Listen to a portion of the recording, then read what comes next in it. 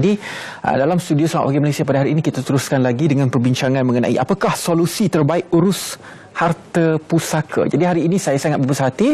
Sekali lagi saya bersama dengan Ustaz Haji Muhammad Saleh Abdul Sahar, Ketua Bahagian Dakwah dan Pemasaran Majlis Agama Islam Selangor.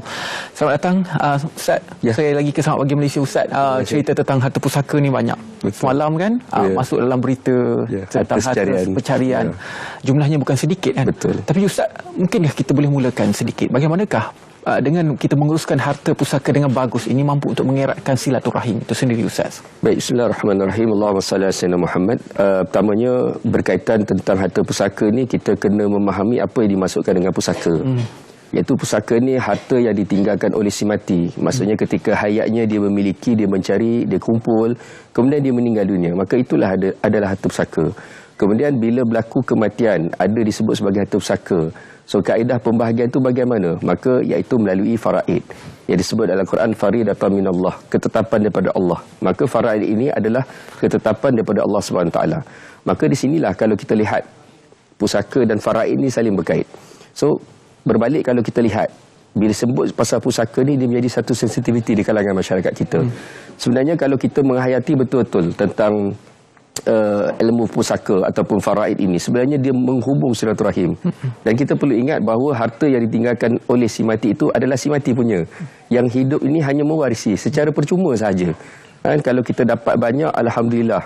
Tak dapat langsung pun tak apa, sebab kita bukan waris. Sebab itu kita kena memahami dari segi mewarisi pusaka itu. Kalau kita mewarisi yang kita telah ditetapkan, ketetapan itu yang Allah Ta'ala tetapkan, kaedah pembagian faraidnya bagaimana dan sebagainya, siapa yang berhak, maka kita kena akur. Itu yang perlu kita kena faham. Sebab tu kalau bila mana kita membincangkan topik pusaka dan faraid itu, dia mesti akan berkait dengan isu harta pencariannya, berkait dengan isu wasiatnya, hibah. Dia keliling, dia akan keliling benda tu. Sebab tu kalau kita lihat semalam berkaitan harta pencarian, sebenarnya harta pencarian itu baru cerita harta pencarian, belum cerita pusaka lagi. So bila harta pencarian itu telah dapat, baru nak cerita pusaka pula. Dia ada rentetan-rentetan di situ sebenarnya kalau kita memahami dari segi bab urus takbir harta pusaka ni. Sebab itulah sebagai masyarakat, khususnya kami di MAIS, kita sendiri telah mengadakan satu bulan faraid negeri Selangor. Bila kita buat bulan faraid negeri Selangor ni, sepanjang bulan Safar sebulan ni, alhamdulillah pendekatan kita iaitu ingin memberi kefahaman kepada masyarakat bahawa pentingnya memahami ilmu faraid supaya ia tidak menafikan hak waris-waris yang lain. Itu yang paling penting. Jadi MAIS selain daripada penganjuran bulan faraid itu sendiri, apa lagi yang MAIS lakukan untuk memahamkan masyarakat mengenai pusaka dan juga faraid ini? Baik, kami sendiri pun kita mengadakan seminar. Dan untuk yang terdekat ni, besok kita mengadakan TikTok live di Majlis Agama Islam Selangor punya TikTok dalam jam 10 pagi. Kita berkisarkan berkaitan dengan faraid dan pusaka itu.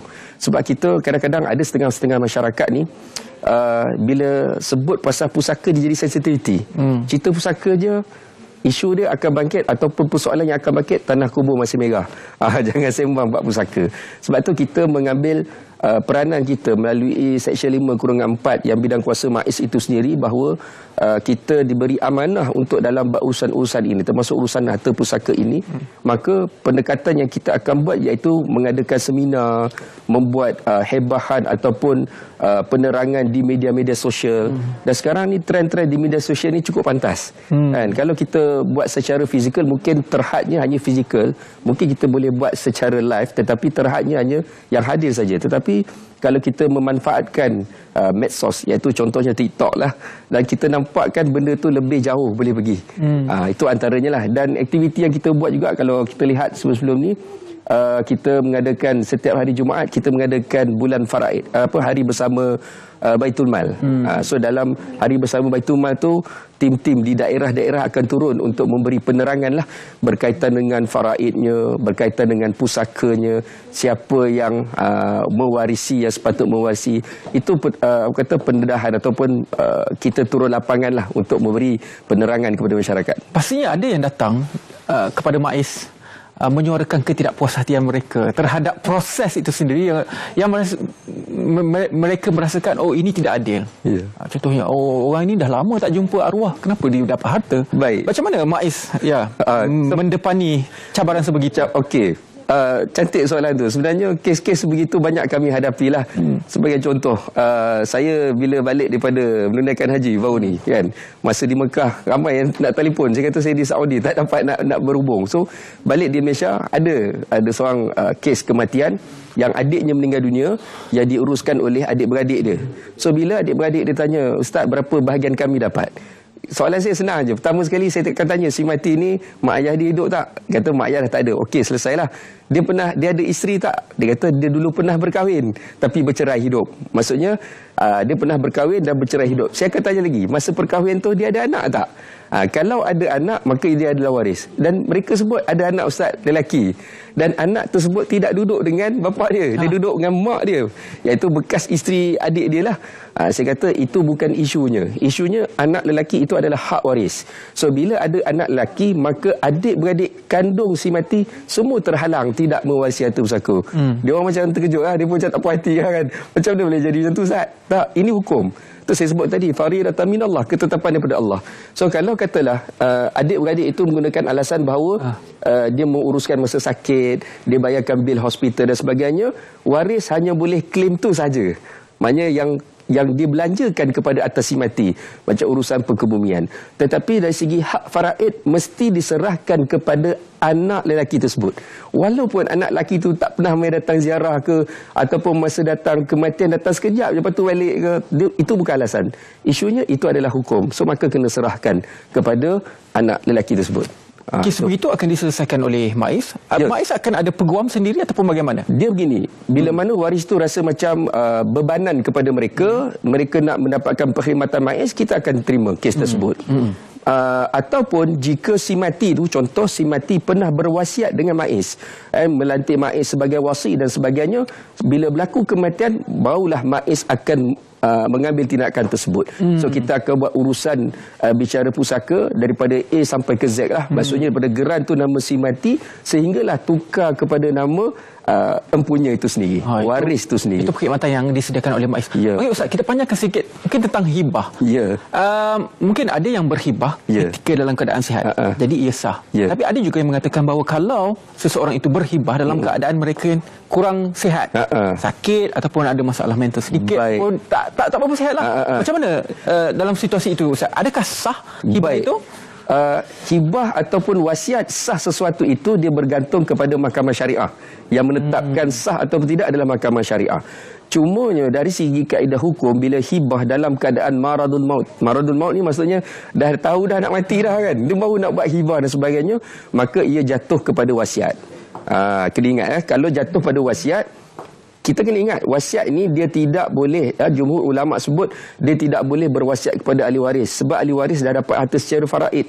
Tetapi dalam hadis Nabi disebut illa ayyasha aw warasahu, melainkan waris-waris itu bersetuju. Kalau waris-waris setuju kata tak apalah, dan memang nak bagi semua kepada anak yang seorang tu saja, maka waris-waris setuju, tak ada masalah. Tapi kalau dari segi kaedah hibah itu mestilah dibuat semasa hidup. Semasa dia hidup dan orang itu sehat tubuh badannya dan sehat akalnya. Kalau sehat tubuh badan, akal tak waras pun tak jadi juga. Kan? Dia nak bagi contoh tanah kelapa sawit kan, 100 ekar, abah nak bagi kat engkau. Sekali tengok tanah Felda punya tak jadi.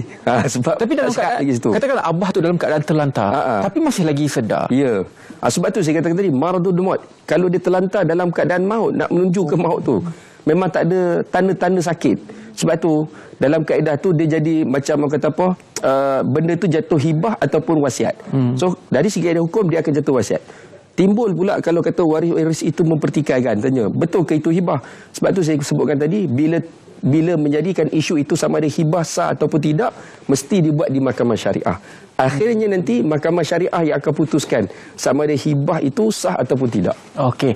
Jadi Ustaz, katakanlah penonton Sahabat Pagi Malaysia berminat untuk mendapatkan khidmat MAIS ini. Apakah proses-prosesnya? Adakah perlu saya mewakili peguam ataupun terus saja ke MAIS untuk menguruskan harta saya? Sidang penonton yang ditolak sekalian, jika tuan-tuan ingin mengetahui secara detail ataupun maklumat lanjut berkaitan dengan perkhidmatan MAIS ini, boleh layari laman web MAIS lah, www.mais.gov.my, ataupun boleh telefon 0355143773 Dekat situ tuan-tuan boleh, jangan kata peguam, tuan-tuan yang menghadapi kes sebenar ataupun tuan-tuan yang terlibat dengan masalah ni, terus hubungi dengan MAIS terus. InsyaAllah kita ada pegawai-pegawai yang boleh bantu, insyaAllah. Okey. Ada terlibat juga dengan fee ataupun bayaran? Ada. Tuan-tuan boleh layari laman web MAIS. Semua ada detail. Kalau saya nak cerita pasal fee tu banyak benda nak cerita kan. So kalau untuk maklumat lanjut, tuan-tuan boleh layari laman web MAIS. Dan untuk yang terdekat ni, insyaAllah besok jam 10 pagi kita di TikTok live di Majlis Agama Islam Selangor. Tuan-tuan boleh tonton bersama dan insyaAllah di situ ada input-input yang kita akan kongsikan nanti. Ustaz, pengalaman MAIS, berapa lama sesuatu kes paling sekejap dan juga paling lama diselesaikan oleh MAIS? Tuan-tuan, cerita pusaka ni bukan mohon hari ni esok boleh selesai tau. Benda bukan senang. Dia makan masa. Dan kalau kita dalam bidang kuasa urusan pusaka ni, termasuk pejabat pusaka kecil, Mahkamah Tinggi Sivil dengan Amanah Raya ni antara tiga agensi yang terlibat dalam bicara pusaka. Kalau kita buat permohonan secara bicara di pejabat pusaka kecil pun, dia mengambil masa lebih kurang 6 bulan. 6 ke 9 bulan itu yang paling cepat. Dan kalau tak ada isu.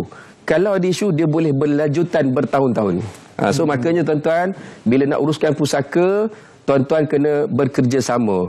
Orang kata kena berjiwa besar. Dan waris-waris kena kerjasama. Maknanya tak ada isu lain. Maknanya tak ada isu nak berebut-rebut lah. Sedang cerita tuan-tuan, apa yang Allah Ta'ala tetapkan, itulah hak kita. Kita dapat banyak, Alhamdulillah. Tak dapat pun tak apa sebab kita bukan waris. Ustaz, soalan terakhir ringkas. Kalau kami adik-beradik ataupun waris-waris ini bersepakat untuk settle luar, macam mana Ustaz? Settle luar tu macam mana tu? Maksudnya tak perlu kita jual lah. Tak perlu pergi sini tapi kita Okey, baik. Settle luar ni saya faham. Masyarakat kita kata tak perlu pergi pejabat pusaka lah. Settle kat rumah je. Benda tak selesai sebenarnya. Ibarat kita menikah di bawah pokok tapang. Tak pergi daftar kat pejabat agama, tak selesai. Faham. Contoh kalau saya dah pokok sawit lah. Pokok sawit lah kan. Ceritanya kena pergi juga. Ceritanya kena selesaikan juga. Walaupun kita kata kita nak settle mudah lah, kat pejabat pusaka settle mudah. Kami nak lepaskan hak. Itu terima kasih banyak-banyak Ustaz. Terima kasih kepada Ustaz Haji Muhammad Saleh Abdul Sahab, Ketua Bahagian Dakwah dan Pemasaran Majlis Agama Islam Selangor. Jadi 10 minit banyak yang kita dapat. So bayangkan kalau Ustaz berada dalam TikTok live yang tak ada sela masa. Terima kasih banyak Ustaz, dalam berkongsi mengenai apakah solusi terbaik urus harta pusaka. Baiklah.